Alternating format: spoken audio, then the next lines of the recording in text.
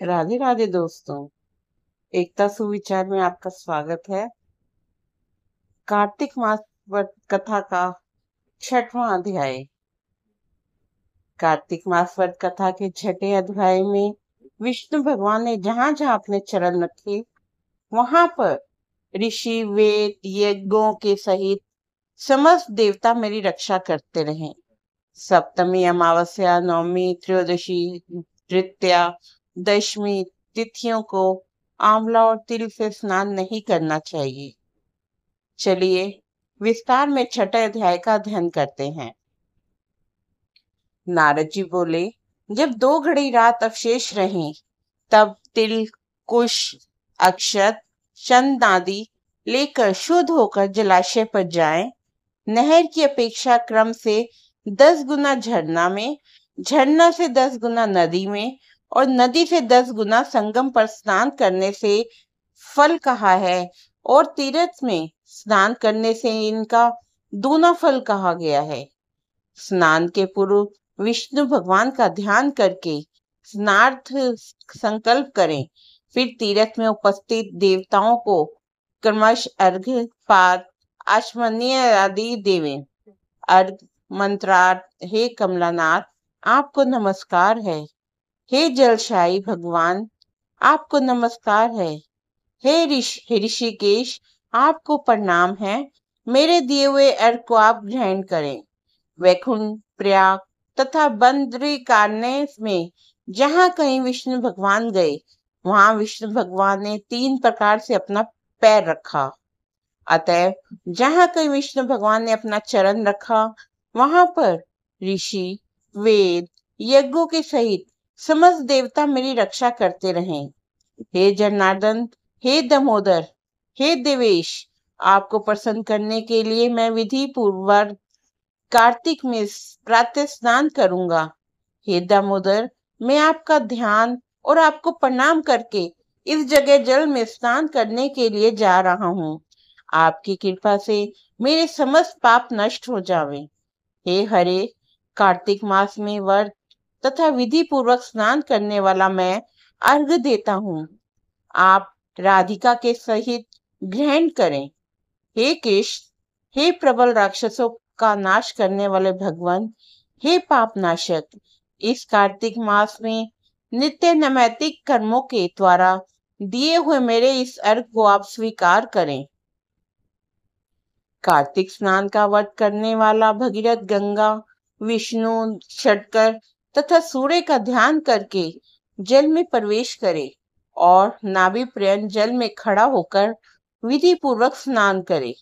गृहस्थ तेल और आंवले का चूर्ण लगाकर विधवा स्त्री तथा यति तुलसी के मूल की मृतिका लगाकर स्नान करे।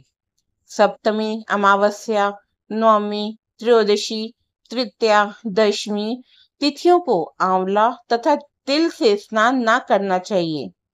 प्रथमल स्नान करके पुण्य मंत्र स्नान करें।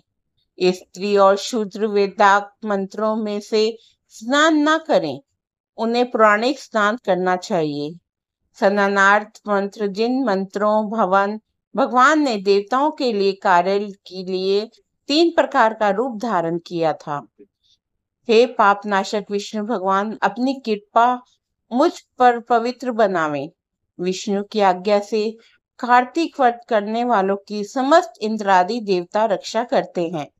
अतः वे सब मुझको पवित्र को बीजों रहस्यों तथा यज्ञों सहित समस्त वेदों के मंत्र कश्यपादि ये ऋषि इंद्रादि समस्त देवता मुझको पवित्र करें। गंगादि आदि सभी नदियां, संपूर्ण तीर्थ, 7 समुद्र और समस्त जलाशय हमको पवित्र करे। अदिति आदि सती नारियां, यश सिद्धि सर्प सब औषधियां, तीनों लोक पर्वत मुझे पवित्र करें।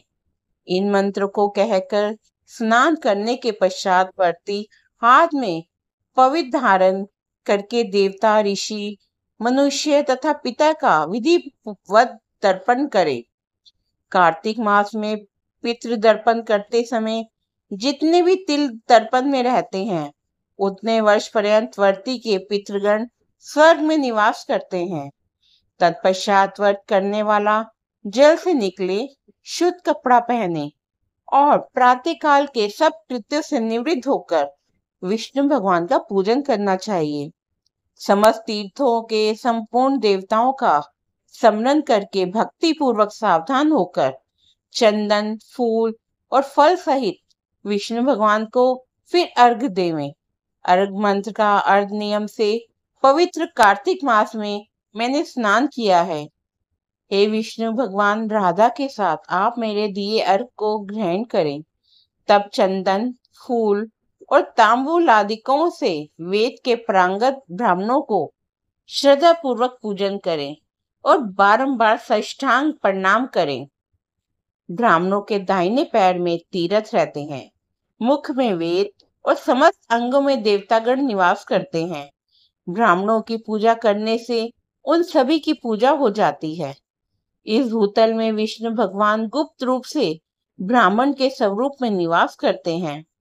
अपने कल्याण की कामना रखने वाले लोग इनका ना अपमान करें और ना इनके साथ निरीक फिर एकांचित से विष्णु भगवान की तुलसी का पूजन करके उनकी परिक्रमा उन्हें प्रणाम करें। हे देवी, हे तुलसी, देवता ने ही प्राचीन काल में तुम्हारा निर्माण किया और ऋषियों ने तुम्हारा पूजन किया। विष्णु की प्यारी तुलसी, आपको प्रणाम है। आप मेरे सब पापों का नाश करें। इसके पश्चात स्थिर चित्त से विष्णु भगवान की पौराणिक कथा को सुनना चाहिए और भक्ति पूर्वक वेद ब्राह्मणों का पूजन करना चाहिए। इस प्रकार भक्ति पूर्वक जो लोग पूर्वोक्त विधान से साकृति करता है उसे विष्णु लोक प्राप्त होता है। समस्त रोगों और पापों को नष्ट करने वाला, मनुष्य को श्रेष्ठ बुद्धि देने वाला, पुत्र धनादि का साधन, मुक्तिदायक कार्तिक के व्रत के अतिरिक्त कोई उत्तम व्रत इस संसार में नहीं है। कार्तिक मास का 6वां अध्याय समाप्त होता है।